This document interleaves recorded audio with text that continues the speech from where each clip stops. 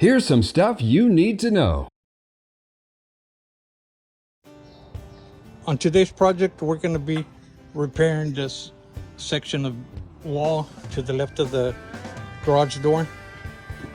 The foundation got lifted and the brick opened up. It created a good shift.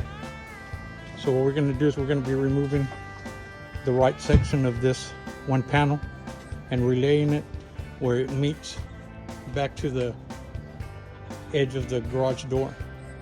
There's also a few broken brick above. We'll be removing those and replacing them. We'll be using a stronger matching mortar and original brick that the customer has.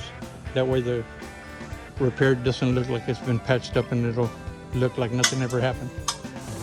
Now we've removed the broken brick in the shifted area. As you can see, we also removed broken brick on the other side.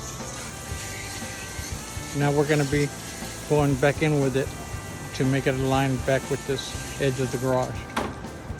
We're done with the project now. As you can see, we relayed all of the brick to meet the edge of the garage door. We relayed the other ones that we had pulled out earlier.